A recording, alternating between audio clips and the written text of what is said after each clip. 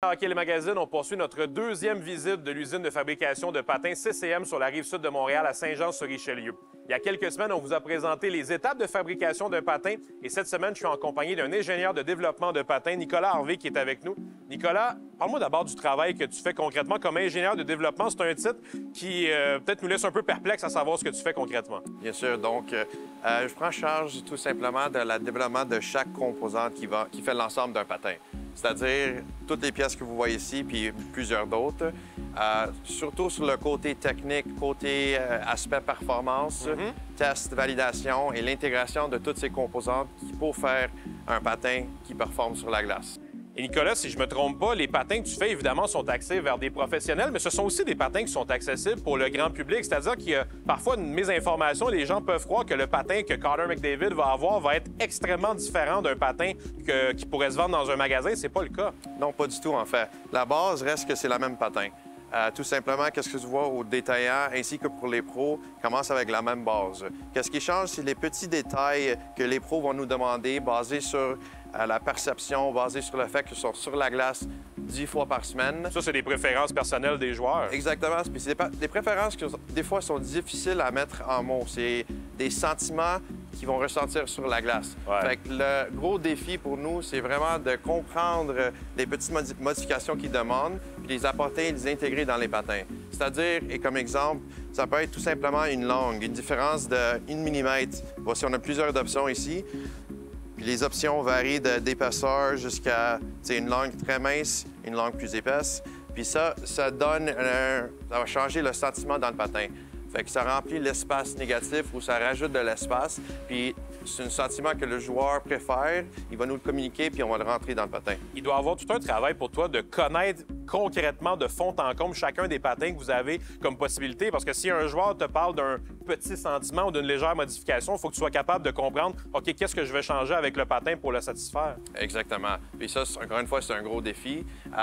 Mais ça vient avec une expérience ayant travaillé avec une équipe qui travaille avec plusieurs professionnels. Ouais. On est aussi dans le laboratoire de performance où est-ce qu'on met en test toutes les petites modifications pour être capable de prouver scientifiquement toutes les améliorations qu'on amène dans un produit. Fait que ça fait un gros part de ça aussi. Nicolas, évidemment, on ne veut pas avoir de secret de fabrication de l'usine ici, mais il doit y avoir eu beaucoup de changements au fil des dernières années. Comment ça va avec les demandes, avec les joueurs? Vous, votre technologie de patin, évidemment, évolue beaucoup, puis ça doit aller de manière exponentielle. En tout cas, c'est l'impression que j'ai de l'extérieur. Oui, bien sûr. Fait que de ces jours-ci, vous allez voir des joueurs qui jouent avec plusieurs patins pendant le cours d'une année ou bien dans un mois même. La question qu'on se fait demander, c'est que est-ce que ça fait mal aux joueurs de changer les patins si souvent? La fameuse expression « casser des patins ». Exactement. La réponse est non. Tout simplement, avec les technologies qu'on a intégrées dans le patin au cours des dernières années, les patins sont beaucoup plus confortables. À la base, on offre une technologie qu'on appelle le Game Ready Fit. Fait que tous les patins qui sortent de l'usine sortent pré-cassés, si on veut, à la forme du pied du joueur.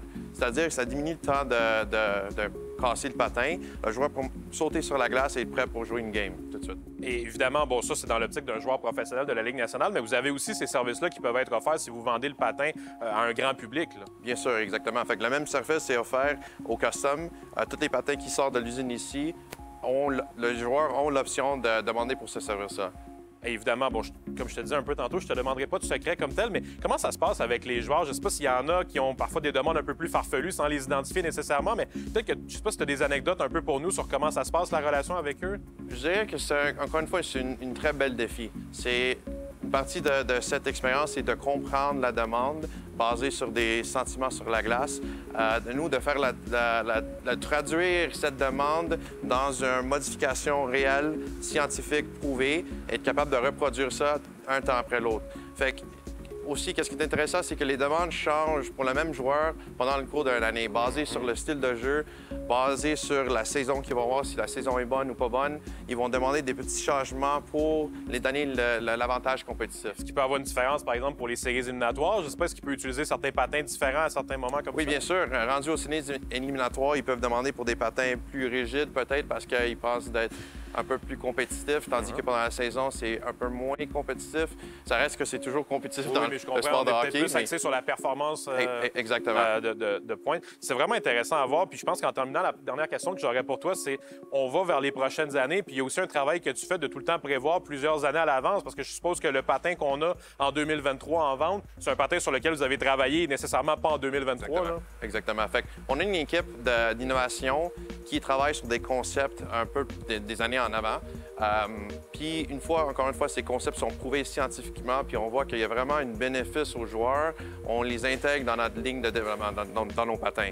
On développe toujours quelques années d'avance. Fait qu'on essaie d'être toujours devant la courbe pour assurer que les joueurs ont la technologie la plus récente qui vont les aider à performer sur la glace. Nicolas Harvey, ingénieur de développement chez CCM, merci beaucoup d'avoir été avec nous. Merci pour ces explications. Merci beaucoup.